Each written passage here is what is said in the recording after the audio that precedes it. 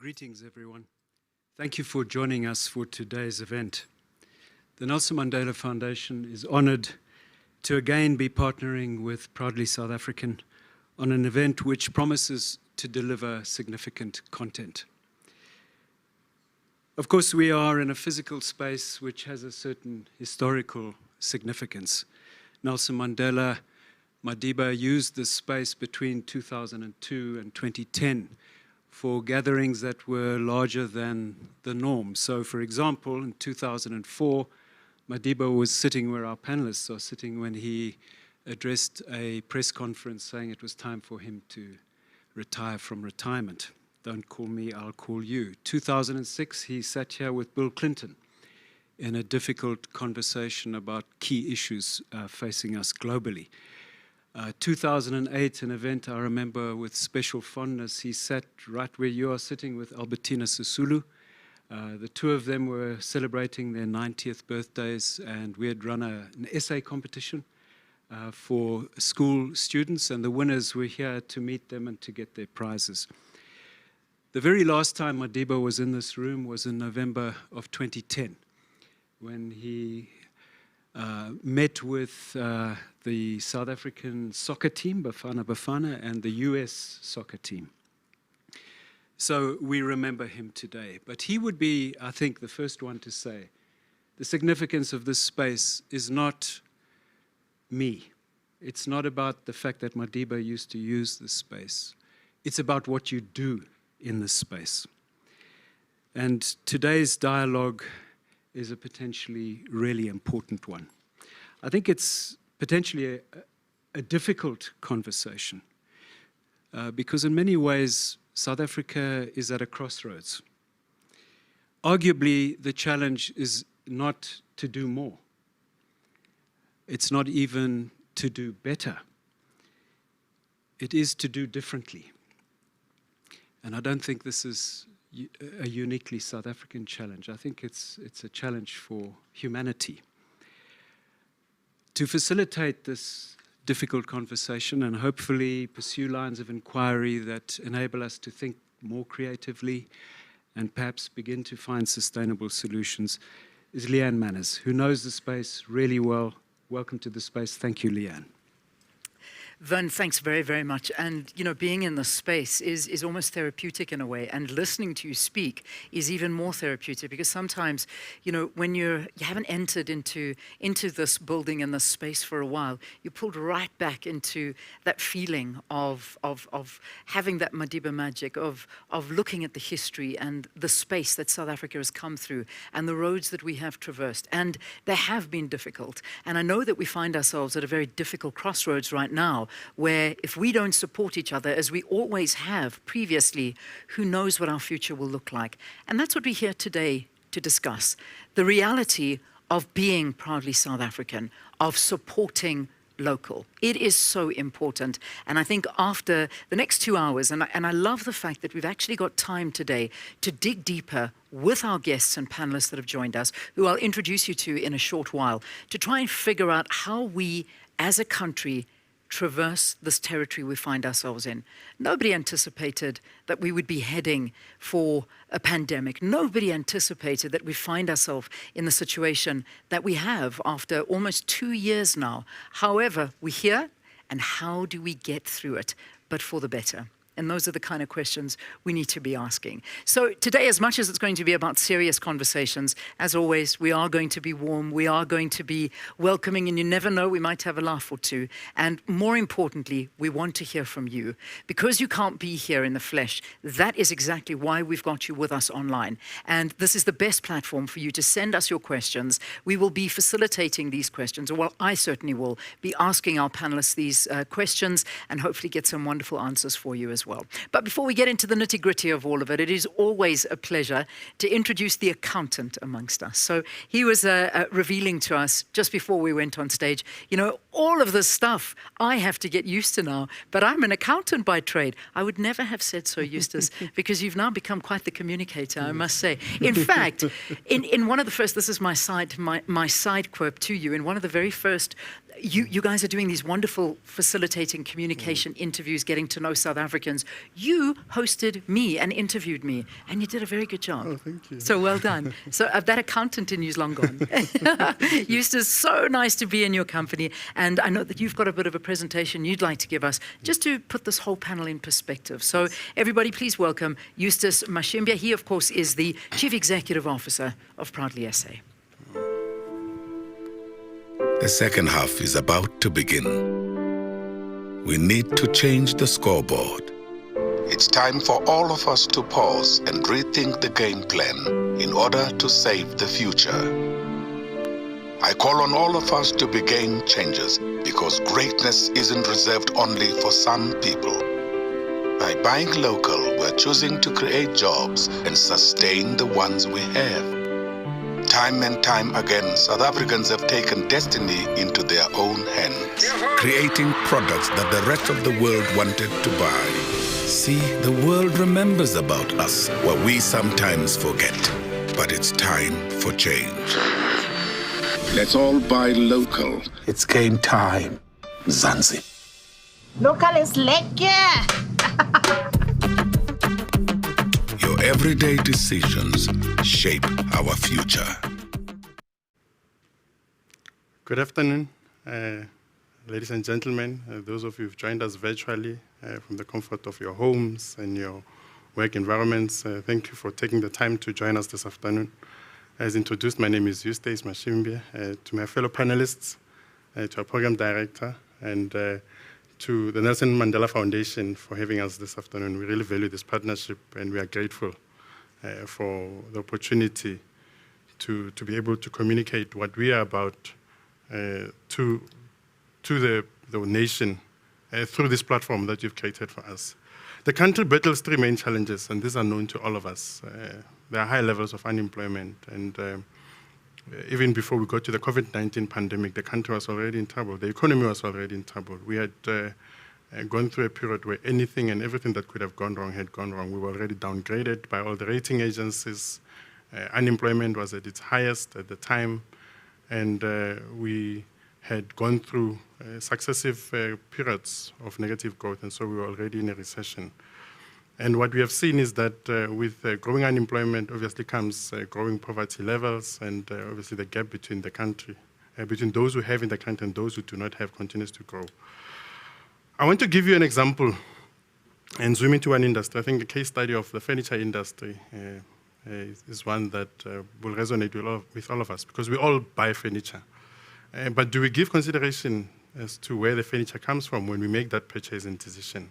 If you think of the number of people that were employed in the furniture industry, back in 1999, we had about 50,000 direct jobs created within that industry. And that shrunk to about only 25,000 jobs in 2020. In terms of the number of factories and manufacturing facilities that we had manufacturing furniture in the country, we had about 3,500 in 1999, and that dropped to about 1,100. So more than half of that capacity that we had at the time was lost. And we know that with manufacturing capacity, once you lose that infrastructure and that capacity, it's difficult to get it back. And so the worrying factor is the fact that we've lost all of this capacity due to mostly the purchasing decisions that we make. Outside of the direct jobs that I have indicated, there are many other jobs that are lost within that industry. If you look at the value chain in the furniture industry, you have industries such as the plastics industry contributing synthetic fibers, which are converted into textiles. You have the agricultural industry giving you natural fibers, skins and hides, which are converted into textiles and leather, which are utilized by the furniture manufacturers. You have the metal industry giving you metal parts. And you have an industry like the chemical sector, which contributes paints and adhesives. And so all of these industries are impacted on whenever we lose that capacity. Whenever a factory closes down, the entire value chain gets affected and jobs are lost across all of those industries. So don't just think of the 25,000 direct jobs that have been lost in that industry. There are many indirect jobs that have been lost.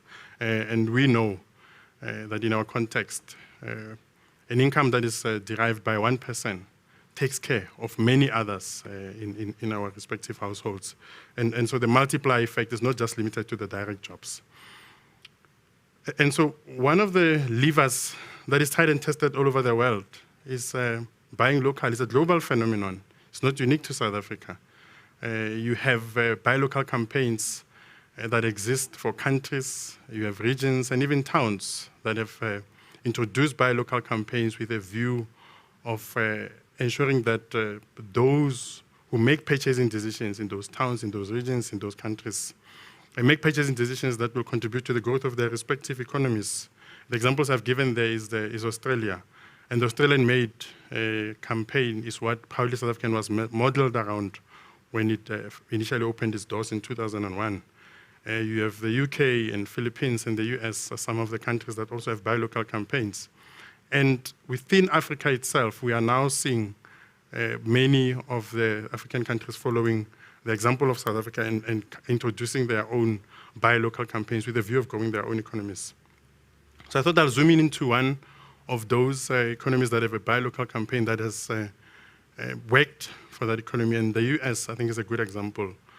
If you consider the fact that as far back as 1933, they enacted an act known as the Buy American Act, it shows you that already back then, this was a lever and a method identified, an intervention identified to help them grow their economy, create much needed jobs, and sustain those jobs that they already had.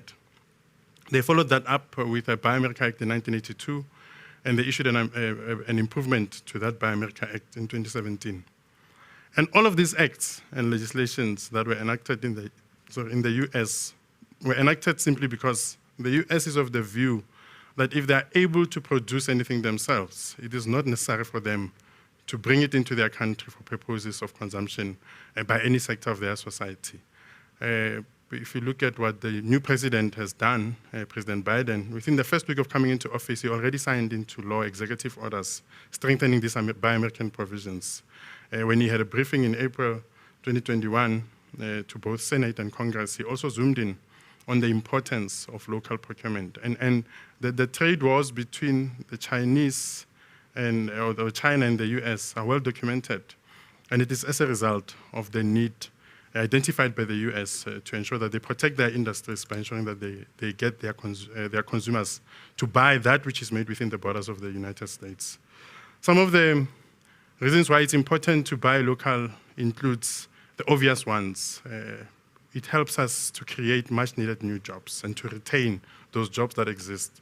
You can run the best business with the best systems and processes and have the best product and innovate continuously. But if no one is buying from your company, if no one walks through your doors, if no one places an order with you, it defeats the purpose.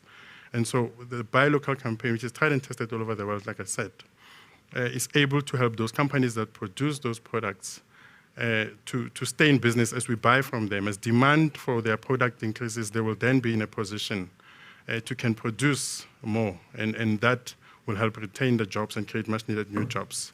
We live in a country where a lot of our young people, predominantly unemployed, and even those who have higher education qualifications, if they don't have the skills required because they are not employed, it will not help their case. And so what we are calling for as a Buy Local campaign, and what localization does, is it enables those who are then able to access employment opportunities as a result of businesses that continue to succeed in the country, to attain skills which will help them to grow beyond where they are at this point in time. And so skills development is a critical component of the importance of localization. Economic development is one.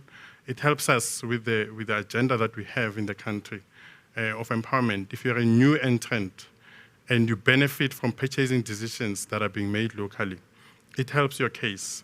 We know that being a new entrant, being a smaller player, an empowered entity who might not have had the kind of market that you require, if you come in, you need markets. And so the Buy Local campaign is positioned to assist those who are coming in to also benefit from economic activity that happens in the country. It improves the living standards of those who are then accessing employment opportunities, and those who are running businesses, contributes to the GDP as well as to infrastructure development. And so in the context of South Africa, we have what we call Proudly South African. And just a bit of history, Prof. This campaign was formed on the back of a job summit which was convened by the then President Nelson Mandela in 1998. He convened a presidential job summit for all social partners to come together and try to come up with ways in which the economy could get towards a point where jobs could be created. And one of the outcomes of that summit was the introduction of a buy local campaign, and that's how Proudly South African was born.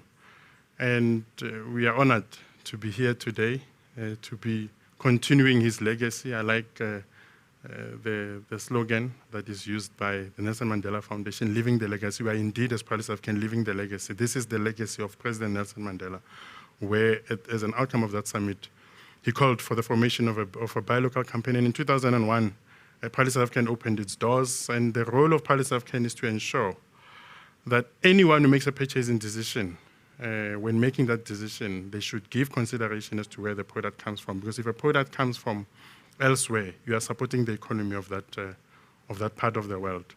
And so we have 4 focus areas, the first one being the public sector. We have to ensure that the public sector plays by its own rules. Government has designated 28 items to date, where 28 broad sectors have been identified, and the commitment made by government is that whenever they make purchasing decisions linked to any of those items, they're going to buy local. And over and above that, there's Regulation 8.4 and Regulation 9.3 in those regulations, which says even in instances where they're buying an item that is not designated, they can self-designate as government in the interest of growing the economy.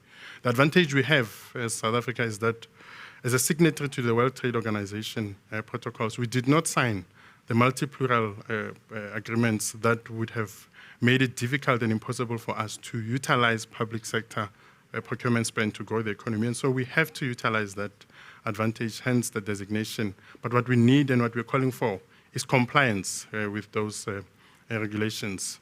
Because what we have seen is that the levels of non-compliance are pointing to the fact that there are leakages, and a lot of the purchase orders are still going to people who are placing those orders and are bringing products from outside of the country. And that is the role of Proudly South African, is to continuously roll out education programs and tender monitoring that will help us ensure that procurement spend in government helps us grow the economy. Secondly, we focus on what spending happens in the private sector, and today is one of those instances where we are calling on the private sector to walk this journey with us of trying to turn the economy around through their procurement spend.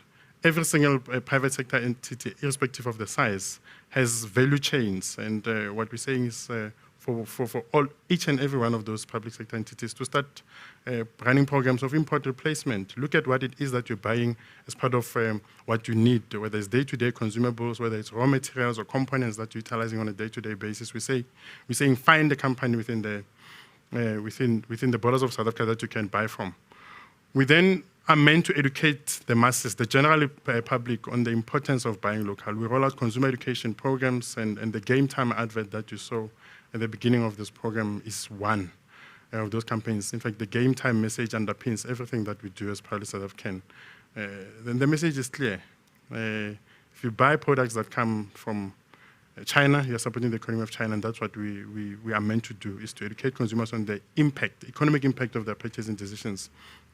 Lastly, as Proudly South African, we focus on ensuring that those who want to buy local, whether they're coming from the private sector, the public sector, or whether or even if they're ordinary consumers, they need to be able to access locally made products.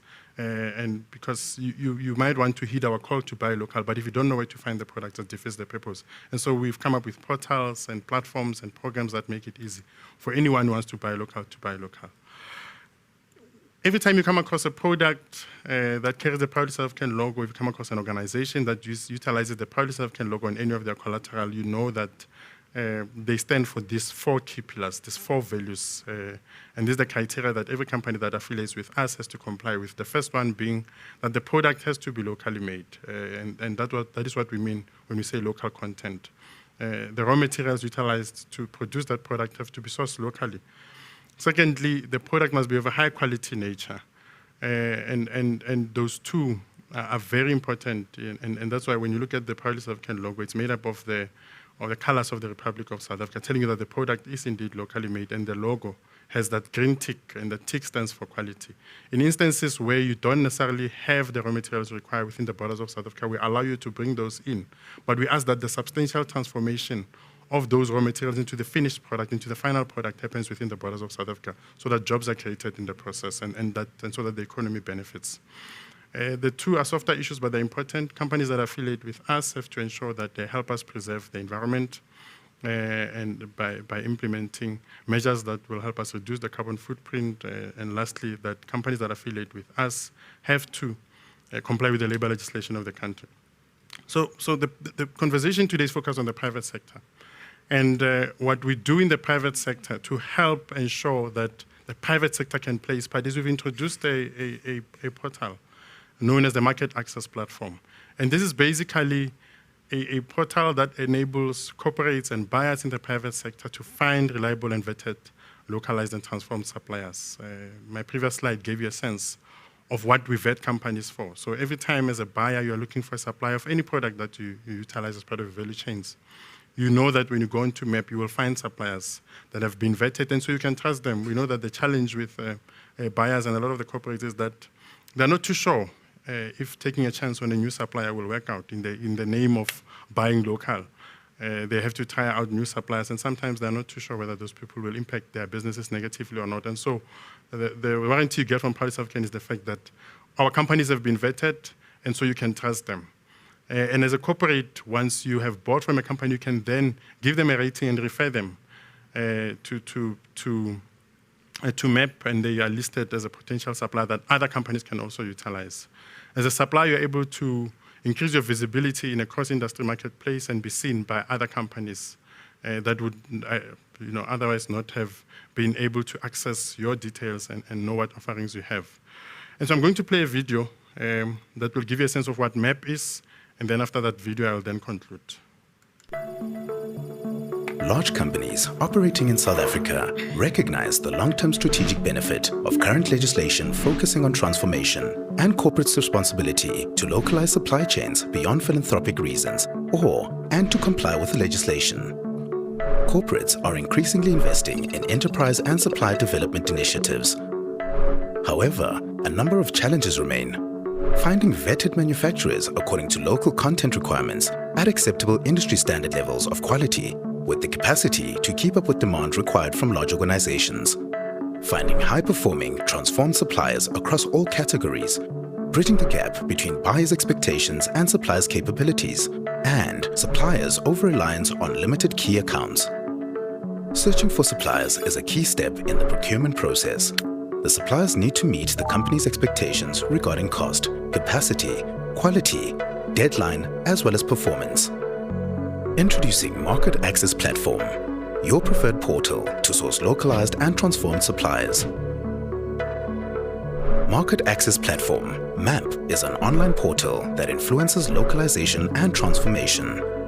It enables corporates to refer, find, and rate vetted high-performing transformed suppliers, local service providers, and manufacturers across industries, thereby creating market access for suppliers while mitigating the risks associated with sourcing from unfamiliar companies. Buyers are able to find reliable and vetted localized and transformed suppliers, refer their high-performing transformed suppliers, local manufacturers, and service providers to MAP, thereby enabling them to grow and become more competitive, advertise procurement opportunities, support the growth of their own high-performing suppliers, increase competitiveness in sourcing, reduce the cost of sourcing, rate services received from suppliers, view the socio-economic impact of their commercial activity with selected suppliers, and record and monitor their localization procurement commitments. Suppliers are able to increase their visibility in a cross-industry marketplace, find other suppliers to procure from, and view tenders when published. Benefits and unique selling proposition. Buyer benefits. Contribute towards a localized and transformed supply chain. Retain and create jobs. Enable the sustainability of suppliers by creating market access opportunities. And contribute to the growth of the economy by favoring local manufacturers and service providers by increasing local demand. Supplier benefits. Corporate visibility. Gauge client satisfaction. B2B opportunities, buying from other suppliers. And attend proudly South African events and be exposed to the collective National Buy Local campaign, calling on both private and public sectors, as well as consumers, to procure locally. We are therefore calling on corporate South Africa to review and secure procurement practices and give preference in all cases possible to companies that are manufacturing locally. Utilize MAP to influence localization and transformation. Refer and find high-performing suppliers. Advertise procurement opportunities. And record and monitor localization procurement commitments. Market Access Platform, your preferred portal to source localized and transformed suppliers.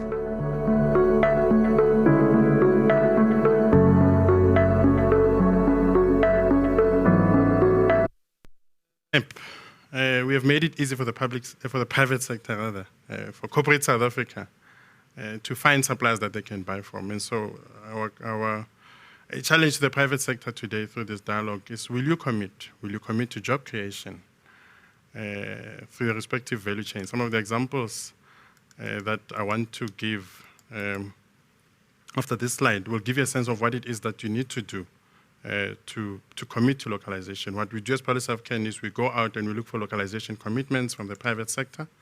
And what we're saying is identify items or products for localization within your value chain and ring-fence these items. Identify suitable companies. We will identify these companies on our database, and that can respond and supply these items that have been earmarked and ring-fenced. We will also work with industry bodies and the DTIC sector desk to find other companies that are not necessarily in our books, so that we can make available a bigger pool to the private sector from which to buy from.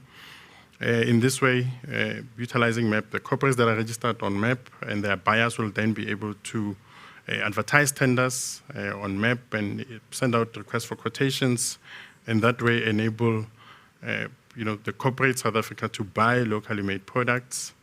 And we will then take up the responsibility to monitor and evaluate the activity that happens on MAP and report on the procurement spend that has happened through MAP and give a sense, working with industry bodies, to give a sense as to what kind of procurement spend and what the impact was by way of contribution to the GDP and jobs. So these are just some of the examples that we were able to put together based on the work that we've done over the past couple of years after the repositioning of Policy South African.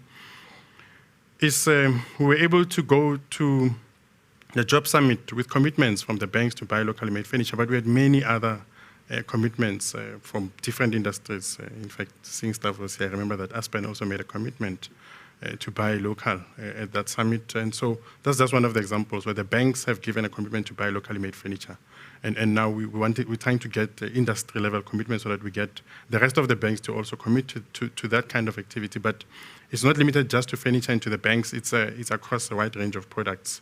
In terms of the retail space, we were able to get clothing, textile, footwear, and leather retailers such as TFG and Mr. Price to commit to increasing shelf space and local content on their shelves. We're able to get furniture retailers like Louis stores to increase the amount or volumes of locally made furniture on their floors. In terms of FMCG retailers, the example I gave there is of OBC that has given a commitment to increase levels of local content on their shelves over the next 3 years.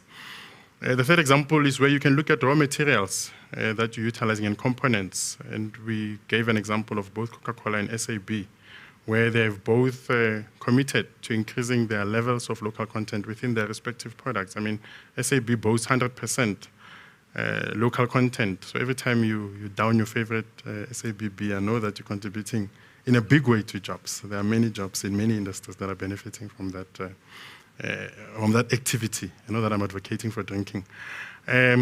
Lastly, we have found entities that represent a lot of buying.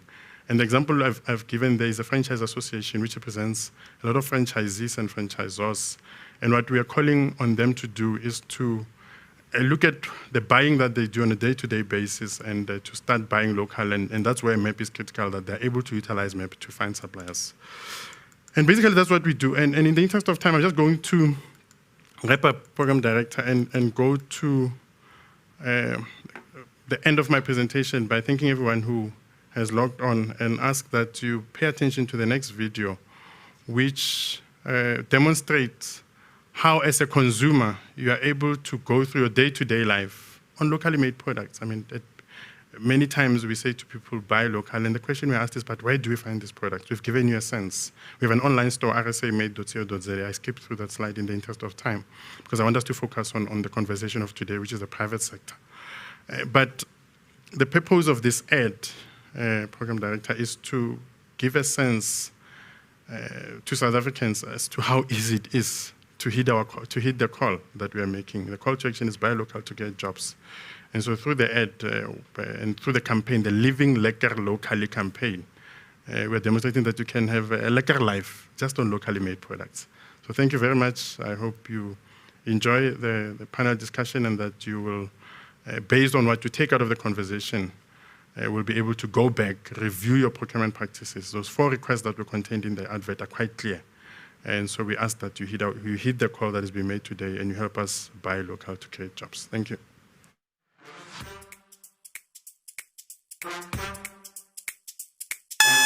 It's morning already.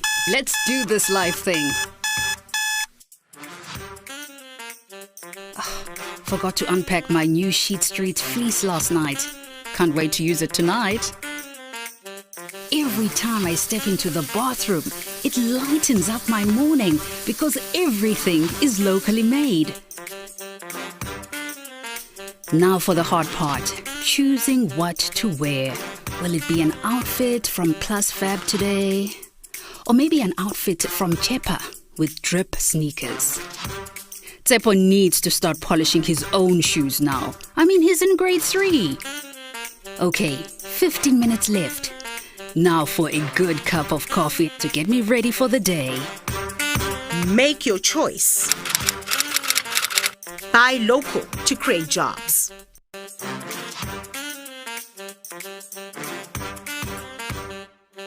Hubby wanted to clean the garden and at least paint one wall with Olympic paint. I wonder if we could still do all that today. By the way, that X-Tree is also made locally. He also promised to go window shopping for those amazing DeFi products I want for our new home. I need to book my boss's flights for that garden route tour he wants to take his clients on. Can't wait to cook hubby's favorite meal when I get home. Some chicken and veggies it is. We'll down that with wine and beer. Yummy. I can hardly wait. And of course, my favorite part of the day, a nightcap, as I watch my favorite content on television. Come on, Mzansi. Living lekker locally is a lifestyle. Good night, South Africa. Buy local to create jobs. Love it. All right. So your day can be 100% locally lacquer, from what I gathered from that advert. Fantastic. Eustace, thank you very, very much for your presentation. Also for a snapshot into some local brands. You know, it's amazing. I remember, I'm going to go back years and years and years when I was first asked to do a function for Proudly SA.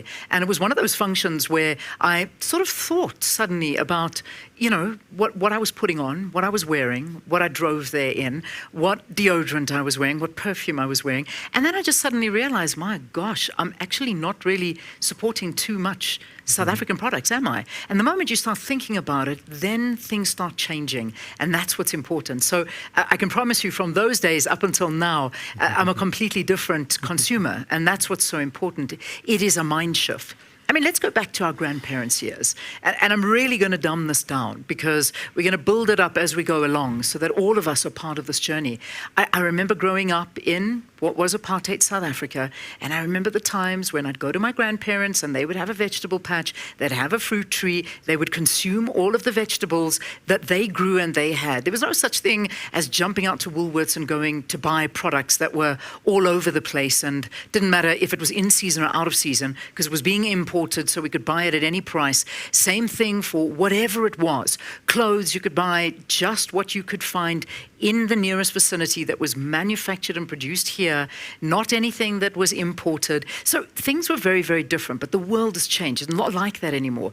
Not that I'm saying that the world changing is a bad thing, but sometimes it perhaps changes too much that you forget how detrimental it is to industries that used to be so big and are not so big anymore. So let's talk about that. And that's what a very, very important conversation we are going to be having. So let me introduce you to the panelists. You've been seeing them on a wide shot, and I'm sure you recognize and know many of them that are there and with us for a long time. Eustace, of course, we just heard from. Eustace, thank you very much again for just doing that little bit of a preview for us and understanding where Proudly SA works, how it's trying to facilitate this, and it's very important. We'll prick your brain a little bit more on that. Yolanda Kubeka is joining us as well, and Yolanda is the Marketing and Communications Executive at Acacia Medical and Healthcare Group. So good to have you. Welcome. Thank you, Leanne. Yeah, thank you so much. Really looking forward to your views. Of course, next to me is Dr. Stavros Nicolaou. He doesn't really need an introduction, but what he does need is an introduction for his title that he's representing today, because you are so busy. There are so many fingers that you've got in every pie, just trying to make this South Africa a great South Africa, and we have to thank you for that. So, but today in his capacity as Aspen Pharmacare Group Senior Executive responsible for strategic trade development. Always good seeing you, Stavros. Thank you. Thanks very much for having me. Absolute pleasure. Now, joining us via a link, of course, we are online, so it only makes sense to have our next guest joining us. And I'm not sure if you can confirm this for us, if you are or are not overseas in the UK, because Martin Kingston, Executive Chairman of Rothschild & Co., the Chair of the Steering CTE and Business for SA. Martin, welcome. Are you in the UK? I am indeed in London, Leanne. It's very nice to see you and the other panel members, and good afternoon to all of your guests. What a joy. You see, this is the difference between how we used to have functions and how we have them now. It doesn't matter where in the world you are, we can still rope you in, and I think it's fantastic. How are things there? How are things looking in the UK? Well, the economy is wide open, I have to say. Anybody could be blamed for believing that COVID never existed. There are no constraints at all. I have to say, I think that's a problem, but the economy has recovered to its pre-COVID levels, full employment effectively, still major issues about the pandemic. We're in autumn, like you're in spring. I only arrived here a few days ago, but there's a huge contrast between how well the UK has coped over the past year and a half and South Africa. And of course, as you say, localization is at the very center of that in terms of a strategy to boost our economy on a sustainable basis. Yeah, indeed. We have to regrow, and that's something we heard from Vern right up front. I mean, Vern really sort of, in the few words that he said, putting a lot of perspective into it and basically saying that we have to do things differently and we need to know how to use our space. And when we talk about our space, and that was kind of the feeling of the environment that we're broadcasting in, is that this may belong to the foundation, but it's not necessarily theirs. It's how they utilize the space for the betterment of South Africa. And that's what we're doing now. So we want to make business successful. And Eustace, I want to just ask you this question. Like I said, we're going to start off on a low level and we'll work our way up. When we talk about the fact that we want private sector to buy local, what is local? What encompasses something that is local? So in terms of the definition that we have crafted as Proudly South African, what is local is anything that evolves from being raw materials or components into a final product, and all that transformation or all that value addition happens within the borders of South Africa. Because we are alive to the fact that there are instances where you might not necessarily have all the raw materials you require within the borders of the country. And so we're saying even if you bring those in, the value addition must happen here. The transformation of those raw materials into the final product must happen within the borders of South Africa, because that's the only way you're going to create jobs. Yeah. But as best as possible, we want people to import replace, give consideration as to where the raw materials come from, look for them. That's why we've come up with a tool and that portal map. And there are many other portals we've created, including for medical PPE in response to COVID-19, because it's about all economic activity that happens within the country should benefit the country itself. We've seen many instances, and both my colleagues, in fact, come from the same industry that can talk about this, where we've seen money leave the country unnecessarily so, where products exist in the country and purchasing decision makers buy without giving consideration as to where the product comes from. And that's what we're calling on people to do, especially in the private sector, is we're saying we will continue the fights with government, but the private sector has a role to play. And to respond to you, that which is made locally is what we want people to buy. Yeah, and the private sector plays a very big role. And so, Stavros, let me come to you. I mean, with Aspen, and it's great having two medical companies talking now, because at a time like this, where we've needed medical companies more than ever during this pandemic to find solutions, to do things, to work together, to try and, get rid of this pandemic that we're living through, it is important to see, and everybody pointing figures, but can't we do this locally? We need the world to come together, blah, blah, blah, blah, blah. But we are here now. Now, let's talk from an Aspen point of view. Is what Eustace is saying possible?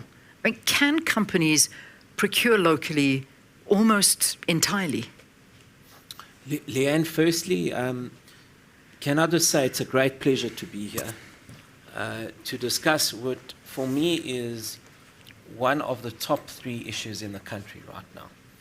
And in fact, I think Martin has laid bare the difference between companies that invest in localization and a country like ours that in many sectors is a significant net importer. And I don't have to remind anyone of the economic fallout we've had in the last 20 months. It is in one instance pleasing to hear Martin saying that the UK economy has recovered, but it's also disheartening in another instance, because I look at policy implementation failures in our country. The concept of localization, local procurement, and investing in local production is not anything that's new. It's been a policy of our government for decades. I can't even say that it's in this administration or the previous one. This existed from the first democratic administration, the Mandela administration. And yet, it puzzles me just how often we fail to execute on a policy that is well known and well established, when many of our other peers and counterparts are able to almost seamlessly implement these policies. So let me answer your question directly. Is it possible? I'm going to focus on healthcare for a moment, specifically the pharmaceutical and medical equipment sector. Let me preface my response by giving you a very alarming statistic. South Africa has one of the worst disease burdens of any country in the world, but yet medical equipment and pharmaceutical imports into the country are the 5th biggest contributor to our current account deficit. Now that makes no sense to me. You'd think that if you have one of the worst disease burdens, you'd be making most of the drugs here and exporting those. Yeah. But yet we are not seeing this. Now, why are we not seeing it? There are many different reasons, but let me give you 2 reasons, and this will tie into the response of can we do things here around. First reason is that most of the volume in healthcare resides in the public sector. Most of the value is in the private sector, but most of the volume. And manufacturing is all about volume, recoveries in factories, economies of scale. That's what it's about. Okay. So the failure of government, and in this instance, the National Department of Health, to implement well-established, crafted in law localization policies is the first single biggest failure. And what I need to commend proudly South Africa for is that they are now introducing a system of transparency and accountability, where they're going out and saying to government, well, you need to account for this. This is a policy. Why is it not being implemented? Eustace made reference to Regulation 8.4 and 9.3, respectively, of the triple PFA. And we have to ask ourselves a question as a society, because this is a mindset. It's a societal mindset. If a policy is not being implemented by our government, who are using taxpayers' money, then why is it not being implemented? And government, please account. In this instance, Health Department, please account why we are still importing most of the antiretrovirals in the country. But yet we've got the biggest antiretroviral infection rate in our country. So that's the first issue. Yeah. The second issue is around mindset. Now, we've all had varying degrees of exposure to global markets, and the mindset in Asia is very much, how am I going to buy local to create jobs, retain taxes in my country, and stimulate further investment? That's not the prevailing mindset necessarily. And that speaks to where the private sector would come in. And I know the private sector is going to look at any procurement decision largely by shareholder return. You have to do that. I understand that. And you will then say, well, is my margin going to be high if I import something or if I buy a locally produced product? And you get into that almost a tension. And many countries abroad have looked at it on the basis of individual businesses and corporates saying, well, if I buy something locally, I might pay slightly more for it, but I'm creating that multiply effect that Eustace spoke about. And therefore, so many more people are going to come into the market and be able to buy my product. So there's a mindset issue we need to overcome and transcend there. Now, lastly, is it possible to make pharmaceuticals and medical equipment in the country? The answer is unequivocally yes. So let me give you an Aspen response now. That's the hat that I'm wearing. Okay. People a few months ago said we couldn't manufacture vaccines on the continent, and the continent has been badly afflicted by a lack of availability of vaccines. We've heard and we've read and we've witnessed firsthand the significant unevenness and distribution of vaccines. So as we sit here right now, Leanne, over 7.5 billion COVID vaccines have been administered globally. That's doses of vaccine. Yeah. And regrettably, Africa has, or less than 5% of those, have found their way into African arms. It's a clearly unacceptable position. And there hasn't been a single politician right now that hasn't come out in Africa and South Africa and said, well, we need to localize to solve a local problem for the future. We can't wait for the next pandemic to come along. So Aspen is one of 11 contract manufacturers for Johnson & Johnson. Johnson & Johnson is the preferred vaccine for the African continent for a whole host of reasons, which I won't go into. But of the 11 contract manufacturers that J&J has, Aspen is the only one on the African continent and the only one in the Southern Hemisphere. And I think that already speaks volumes for our country's capability and capacity. Now, many people 14 or 15 months ago would have said we're going to have to import everything. It can't be produced locally. Well, I think we've proven we can produce it. And by the way, of those 11 contract manufacturers, Aspen is the one that has produced the most, in excess of 120 million doses now, for and on behalf of Johnson & Johnson. And we were 9th in sequencing of how we were selected as Aspen, but we're the first to produce a COVID vaccine. So unequivocally, I'm going to say, not only in vaccines, but in medical equipment and pharmaceuticals, we've proven to the world time and time again that we can do it. We've just got to sort out those two areas that I mentioned earlier, and I've given you a very long response, Leanne. Which is because important. I want to go to those two areas. lack of policy implementation, Yeah. which means a lack of accountability and transparency, quite frankly. Yeah. And then the second is, how do we reshape and reconfigure a mindset in the private sector that says there's a much bigger picture here. Sure, margins are important, shareholder returns are important, but what is it that I can do to expand the pool of those that are employed in the country? More taxes will flow, and how do I get flow into the market and into the economy, and my business will grow as a consequence. And lastly, Leanne, where we've got volume, like with ARVs, as I mentioned earlier, we have a competitive edge because of the volume. Okay. We should be exporting ARVs instead of exporting jobs. We should be creating those taxes in our country instead of creating a tax base elsewhere. And lastly, we should be using this as a springboard to attract further investment instead of creating investments abroad. Thanks very much. And that's the reality, is that we've got to know this. We've got to know that, and Eustace, you brought this up in your presentation, that, you know, when you're buying elsewhere, you are enriching and making other countries wealthy, giving other people jobs, while your country is struggling.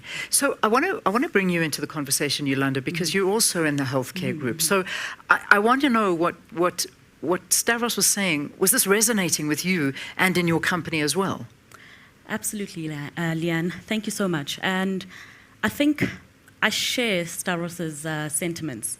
And I'll also share a case study from a medical devices perspective. Acacia Medical plays in the medical devices and healthcare space. And I think the position we found ourselves in as a company during the pandemic is one that called for this collaboration, right? Because we are at a point in time where what we would conventionally be doing, which is what you alluded to, Stavros, which is import most of our raw materials now, we couldn't do anymore. But we found our place in a place where we had to be agile because the output and the volumes still had to be produced, right? And we were involved at the time in a project, the National Ventilator Project, in manufacturing and assembling these CPAP ventilator devices, which through collaboration right here within our borders, we were actually able to do without outsourcing or importing large volumes of all of the raw materials. And having it achieved those great outcomes, I think it showcased that from a capability perspective, it definitely is there. Local manufacturers in every industry, in the pharmaceutical industry, in the medical devices industry, definitely have the capability. It exists. And we kind of need the sectors that we play within to support us in our endeavors. I think as well, Eustace alluded to this, and I think, Stavros, you've also alluded to this. It's been shared widely. The manufacturing industry is pertinent for ensuring that jobs are created, right? So it goes without saying that if the private sector is also to come to the party, this is a narrative that they too would be supporting.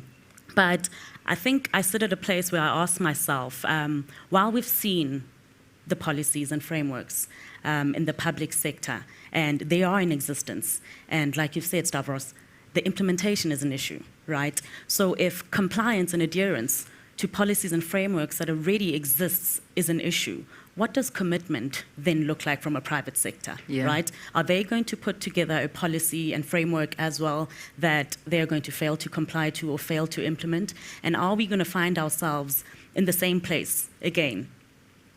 And that's important because I want to get a commitment by the time we get to the end of this. And that I think is the idea behind all of this. We're getting so many questions coming through, and keep them coming through because I'm going to ask them to our panelists in a short while. But I want to bring Martin into the conversation, because Martin, obviously, as you heard, is joining us via link. So, Martin, let's talk about this. We've been focusing a lot on the medical industry, obviously, with two major role players in the medical industries here in South Africa. But let's turn our attention to other industries as well, because this doesn't just affect when it comes to getting medical. I mean, this is every single industry in South Africa that we need to get to within the private sector. So, I mean, Martin, when you do case studies and you look at how much money we are losing as a country due to the amount of imports we're getting and due to the fact that we are not following through on policy and that we are doing those shortcuts and ensuring that we get the best deal as opposed to actually bettering our country. Perhaps you want to go there with us. Well, I think that's a very good starting point, Leanne. First of all, I want to just acknowledge what has been already said by Eustace, Stavros and Yolanda, because they've all played an absolutely critical role over the past 18 months or so. And it's worthwhile going back there before I answer your question specifically, because I'm not sure we do all know just how devastating the impact of the pandemic has been, not just in the immediate short term, but also over the longer term. You know, the reality is that the economy shrunk in a manner that we've never seen since 1994, 7% last year. 2 million people at one stage had lost their jobs. We think 1.6 million on a net basis, driving unemployment to levels that have never been seen before in South Africa. We're all familiar with the numbers. And one of the things that became apparent as we went down into lockdown, and Stavros was absolutely central as a member of the Steering Committee of Business for South Africa, was engaging with government about the various lockdown levels. And one of the first things that happened, of course, when we went into hard lockdown on the 26th of March last year, level 5, was effectively we ruptured the supply chain in South Africa. Many other countries may have done the same thing, but we've had to look very carefully at the ramifications of that as we tried to reassemble, reintegrate elements of the supply chain. The second thing was we established, as did many other countries, the extent to which we were dependent and are dependent upon foreign goods, imported goods, when theoretically we have the capacity and the capability to fabricate them in South Africa. And perhaps the most specific example of that, Yolanda's already touched on it, was in the context of the work that we started doing early on under the leadership of Stavros for the healthcare platform in the context of PPE. We cast our mind back, like, again, many other countries, there was no PPE in South Africa in March and April of last year. We had to import it all, the vast majority from China. And then as Business for South Africa, we partnered with government, with civil society, and critically importantly, with organized labor to create a facility to see how we could actually fabricate and manufacture PPE in South Africa, of which ventilators is just one, but a critically good example. And that process, which was driven for the last 12 months, demonstrated that when we actually apply our minds, when we work collaboratively across sectors, across social partners, we have the ability not just to formulate defense mechanisms against COVID, but to work together in the context of localization. The third thing that we did as Business for South Africa, at the request of the President, is we formulated an accelerated economic recovery strategy. We presented that in July of last year.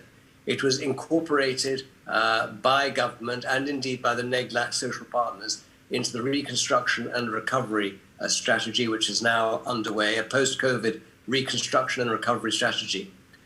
Now, as Stav mentioned, in the UK, indeed in much of Europe, they are back to pre-COVID levels of GDP.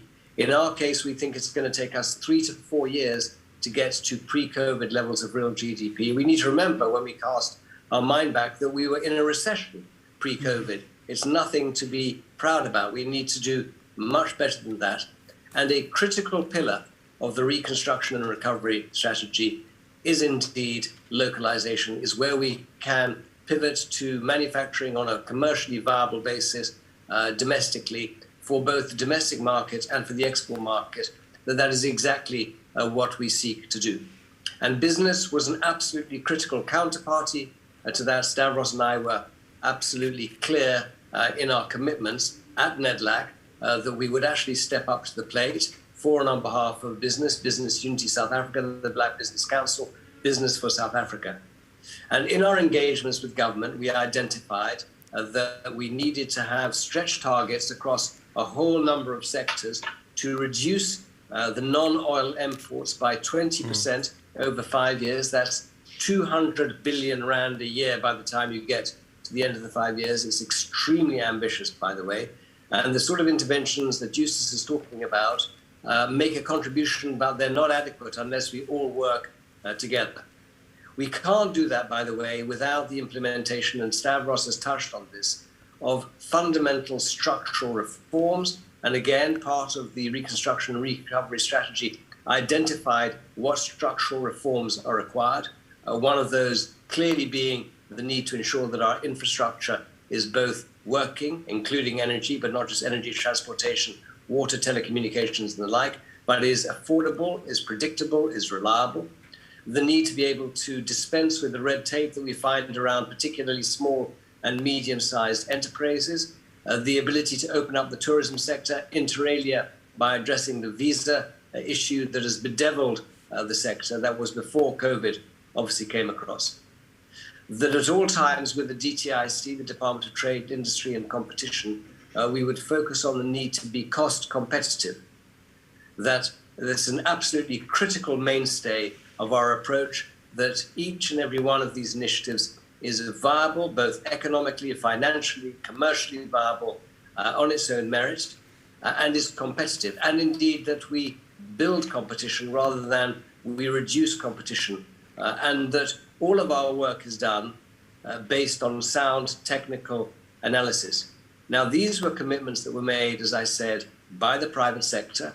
We identified 42 areas where we believed that there's scope for meaningful localization. We identified CEOs from leading companies, large and small, across all of those sectors to act as champions and to drive an initiative overseen on the side of business by Business Unity at South Africa.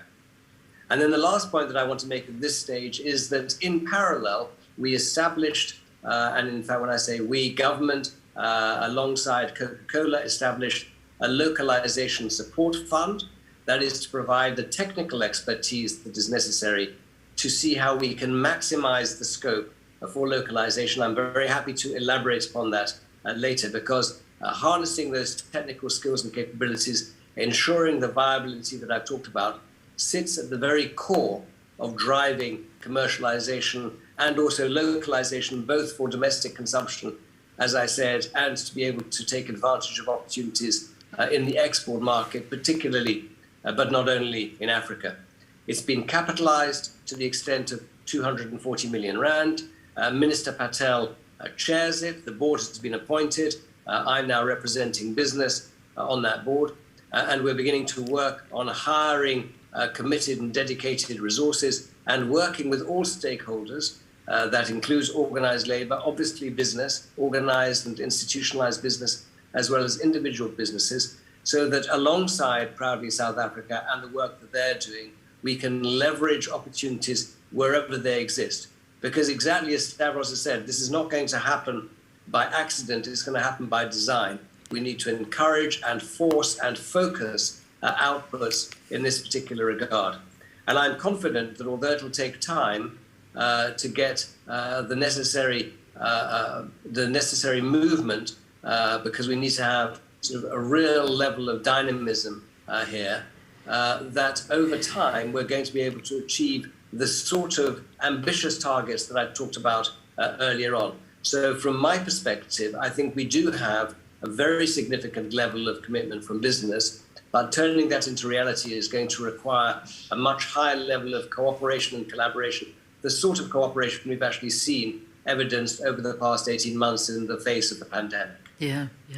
Interesting. Thanks, Martin, because I mean, those are, you almost forget in a way how bad it has been and how difficult it has been. I mean, to just get a mask, as you mentioned, was a very difficult thing as well. But I want to ask this, and when we say we're in for a long road ahead and, you know, things need to change, but it is going to take time. Let me ask this, Eustace. Martin, thank you. I'm going to come back to you again. But should local procurement commitments be imposed on the private sector? Are we at that stage now where we need to actually set it down as a rule and say, you now have to procure X percentage or X amount mandatory, or you face a fine? It would be great if we could. Why don't we? We will get into trouble with the WTO, We have trade agreements with different trade regions and trade partners across the globe. But is that a good enough argument? And I ask this because, again, we go back to where we were just a few months ago, and we're still here. The world didn't care about anybody else but themselves. So every country suddenly became very insular, and you were worrying about yourself and making sure that your people are protected. And we're seeing this more and more. I mean, just the numbers that Stavros gave us, or Martin, forgive me, no, it is you, Stavros, who gave us, that of the 7.5 billion vaccines, less than 5% have been given on the African continent. I'm realizing more and more that the world doesn't really care about Africa. And I see that in every single way. So why do we care so much about the rest of the world? If you cast your mind back to when there was a deadlock with that AGOA trade agreement, you will realize that I think we were bullied into a position that we did not necessarily want to be in as a country. So that's just one example. When I think of the board that employs me and my colleagues, and when I think of the conversations we have as the team at Proudly South African, that's what we would love to see, to have legislation in place that forces the private sector to buy local. But because we can't force the private sector, the reality is where we are as a developing economy, we are still vulnerable to a lot of the things that happen all over the world. So conversations like today are important in that, if you think back to a slide that I had where I said, will you commit? That's what we're asking the private sector to do, to self-introspect and commit. Martin touched on a very important development that has happened in the country. There are 42 areas that have been identified within the economy where there's potential for import replacement, specifically targeted at the private sector, where the private sector is going to self-regulate, obviously looking at competition, guidelines to help that cause, where the private sector is going to then, within each and every industry, say we are consuming this particular item that has been earmarked, and we are going to agree as to what level we are going to self-designate the items such that we buy it locally. The same way that government has designated 28 broad items, the 42 items are basically almost the same thing. I mean, a classical example is edible oils. Think of all your fast food restaurant chains and those kind of entities. They use a lot of edible oils. And so just with them forming a task team that has CEOs as champions, championing the cause to buy edible oils, you are going to see a lot of movement once all of them start living up to that commitment for them to buy local. So it does not need legislation, it needs a commitment. It needs economic patriotism. But obviously, it needs to be balanced with the framework and policies that are in place in the public sector. The private sector also needs government to do certain things. I mean, Martin touched on it. Stable energy supply is just one example. Reliable water supply. So there's all of these elements that the private sector will say we need government to bring to the table. And that's why I want to borrow from Minister Patel, who says, it's a bring and buy. We all bring something to the table. And